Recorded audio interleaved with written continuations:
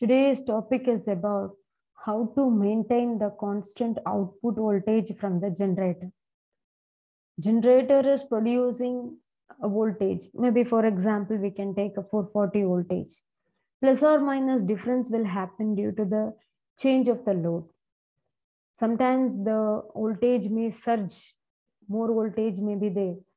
Otherwise, the voltage may dip. It is due to the change of the load. Suddenly, we need many motors to be on at the time of cargo discharging or charging time, or the time of tank cleaning time.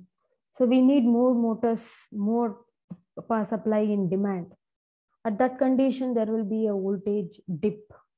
So this should not for prolonged for a long time. It has to come back to the nominal voltage after few seconds.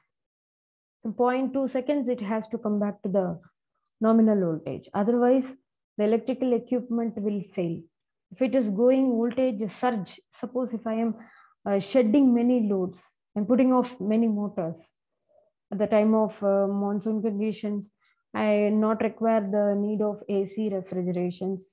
So I am going to put off these loads. So when this happens, what will happen? Voltage surge. The output voltage will vary more than the generator voltage. Suppose the generator voltage is producing 440 voltage, there will be a rise in the voltage. So plus or minus changes will be there in the generator output due to the load. So this should not be there. If it is there, it will affect the electrical equipment. We cannot meet the demand. Suppose if a centrifugal pump is connected, and the pump has to give this much pressure, head and flow, that will not be happened if there is minimum of voltage, if there is a reduction of voltage. So we have to maintain a constant output voltage irrespective of the load. This is very important. So how to maintain the constant? We have to maintain constant voltage as well as power factor as well as frequency. Maintaining only voltage is not sufficient. The power factor will change. Why the power factor changes? Due to the load. Load may be reactive load. The load may be active power, or the load may be apparent power. So that is, we have different types of loads like inductive, capacitive, resistive loads. Galley heating system, that is a resistive load, kilowatt. So this type of load, it will fully consume the power which is generated from the generator. Full consumption of power. That is actual power or true power. And sometimes there will be inductive load. Most of the electrical equipments are inductive in nature. Suppose if I want to on a large squirrel cage induction motor, the induction motor will take 6 times, the starting current will be 6 times larger than the normal rated current. So if it takes more current at starting, so what will happen? There will be a reactive power. So this reactive power will make back and forth flow, energy flow between the generator and the load. We must know what is reactive power, what is active power, what is apparent power. So not only by maintaining the constant output voltage, we can get our output voltage to be constant. We have to see other parameters like power factors as well as the frequency also. So how to maintain this? How to maintain this to give a constant output voltage with a constant frequency? So on an unregulated alternator, nowadays we have a automatic voltage regulator. So here it is unregulated alternator. The voltage may fall 30% due to sudden increase in the load. Whenever there is a sudden increase in the load, the voltage will fall down to 30%. Whenever heavy duty equipments like cargo handling is stopped or started, or the compressor is started or stopped, that time there will be a fluctuation in the output voltage of the generator. So thus we can say that surges or dip in the voltage, sag in the voltage. So this has to be controlled immediately. So how to control the voltage? is by controlling the excitation. The excitation of the generator is controlled. Then we can control the output voltage. So next is when load is connected to the generator, the prime mover speed reduces, causing drop in the voltage and frequency. So at the time of load connected to the generator, there will be a reduction in the speed also. How the speed reduction is taking place is actually when you connect with kW power. It is when you connect, suppose for example, if I'm connecting with heater, galley heating heater. So this is a kilowatt power, is a resistive load. So kilowatt is an actual true power that is fully consumed by the load. So what we can say is, like, according to the law of thermodynamics, we can say one form of energy is converted into another form of energy. So here it is converted into heat energy. Electrical energy is converted into heat energy. So the electrical energy from the generator is given to the load. The load is galley heater. So that is consuming. So at that time, what will happen? When it starts to consume the power, the stator winding will have a flow of current. This current flow will make a rotating magnetic field. This rotating magnetic field will be equal to the speed of the rotor. What will happen now? The rotor is moving in one direction. This rotating magnetic field will make it to in a change of direction. It wants to change of direction.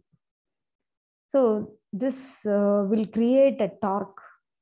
It creates a torque, and that opposes the rotor to run. So at that time, to come back to its equilibrium position, it takes some time. So that time the rotor will go in a slow speed. So because of the current which is flowing in the stator winding, because consumption of the power is there. So when the power is getting consumed, at that time, it takes flow of current in the stator winding. That flow of current will make that will be equal to the speed of the rotor, and that affects the torque. That creates one torque, and that will affect the rotor torque. In this case, what we can do is, when it affects the rotor torque,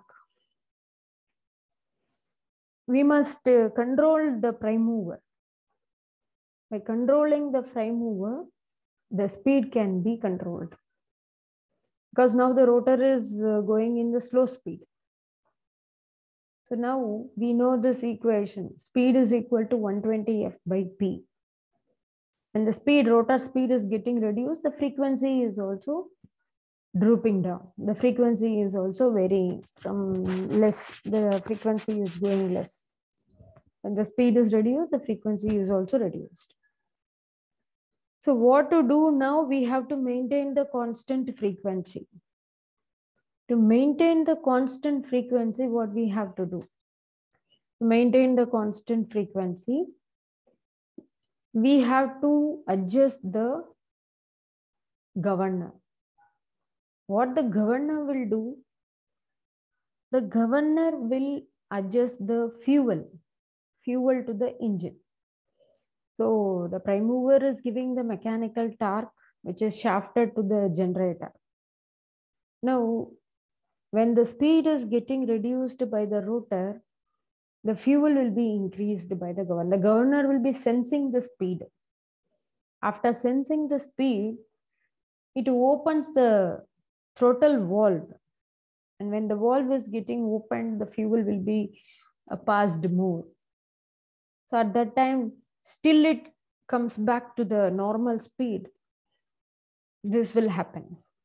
Still it comes back to the normal speed. The governor will be sensing and maintaining it. So this is one method to keep the frequency to be constant condition. We want voltage and frequency, this both to be in the constant condition.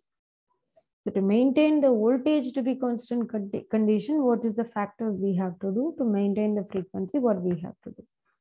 So to maintain the voltage, excitation has to be controlled. What are the types of excitation we have? And to maintain the speed, we have how to control the frequency. The governor is used to control it. So this is frequency droop. Suppose this is a isochronous single generator. So isochronous generator is nothing but maintaining the constant speed. The horizontal lines will give a constant speed. The turbine, the governor is always monitors and gives the constant speed for the load, whatever the load is. This we can operate and keep in a position of an isochronous position. This will maintain the constant speed. But reality, we cannot do that. 5% of a droop will be there in the speed. It takes time to come back, but 5% of droop will be there. In reality, we cannot do that. But isochronous is possible if a synchronous generator or a generator connected by single, that is by not by infinite generator connected to the bus bar.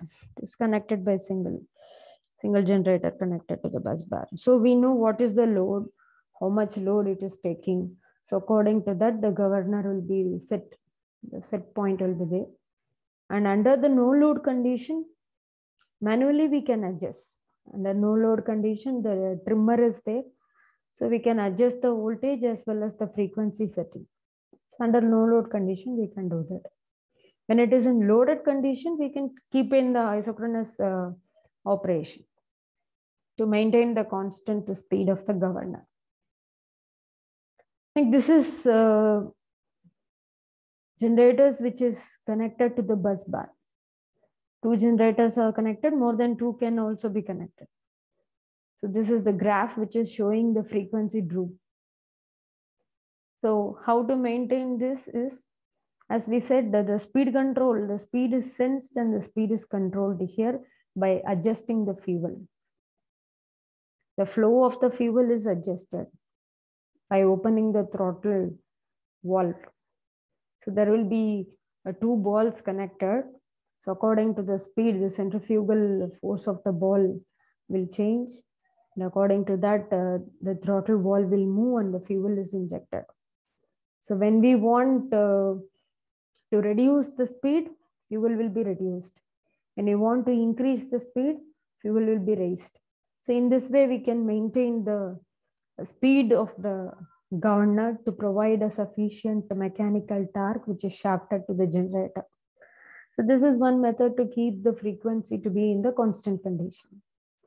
So this is one case. Next is effect of excitation.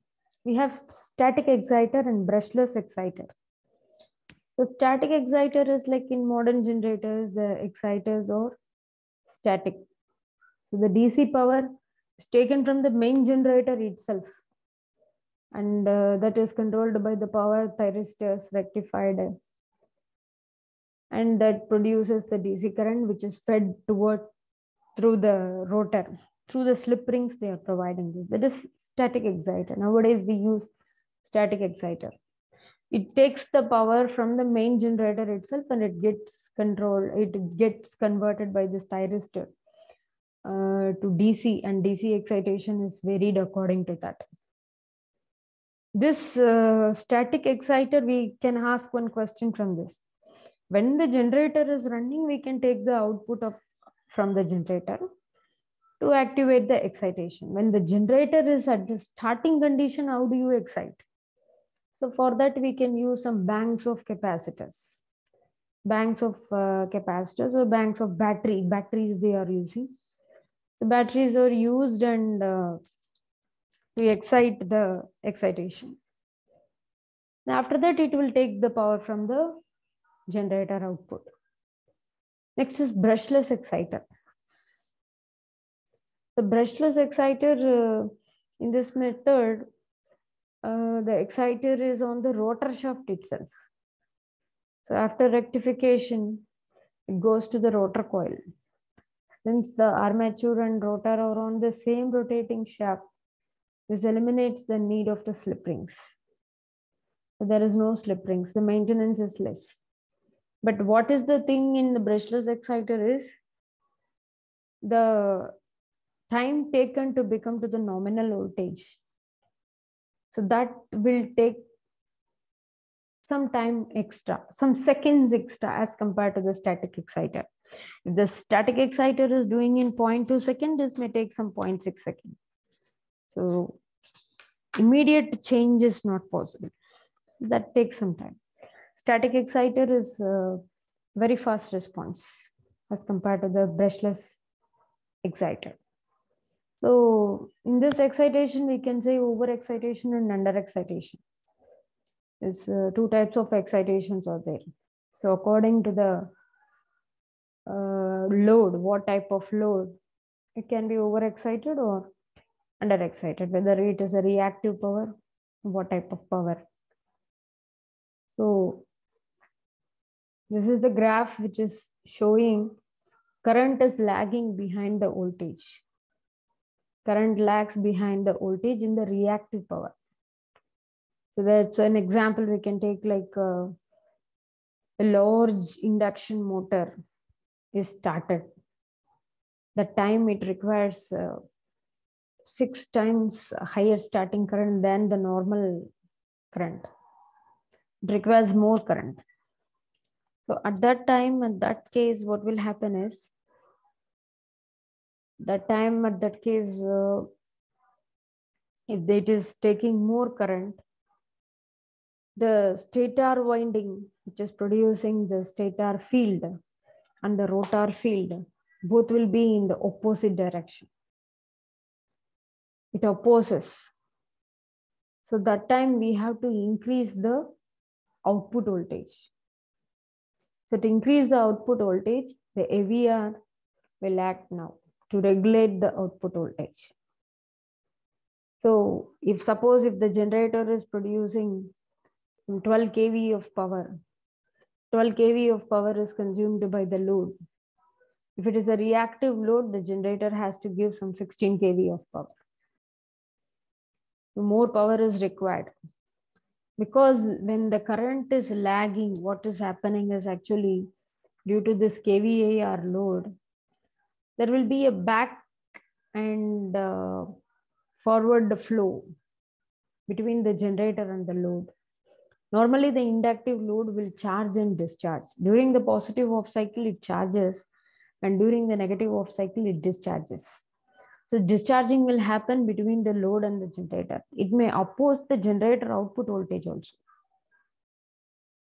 So if we provide this much amount of voltage, the same amount of voltage has to be used by the load. If it is not used and that is becoming a reactive power, then the current will lag. So we have to now boost up the excitation. So we have to give over-excitation. When over-excitation is given, so that will compensate the lagging of the current. Leading current, that is by the capacitive loads. Normally we say capacitive loads or TV circuits, radio circuits, and synchronous motors. This cases comes under the capacitive load. Resistive loads, as I have already said, it is from the heating in incandescent bulb, or maybe the galley heaters or any heaters which is having only resistive load. Resistance in that, no reactance will be there. So only it consumes the power, and the electrical energy is fully converted into heat energy by the resistive load. In that case, we said that the governor has to regulate the speed. So it will adjust the fuel and it is going to regulate the speed. And in this case, the kVAR, the voltage is going to be adjusted by the automatic voltage regulator system. So in this way, we can maintain the power factor, we can maintain the voltage, we can maintain the frequency to give the constant voltage from the generator by using the AVR method. So in the next lecture, we can see how the circuit is working. So thank you for listening.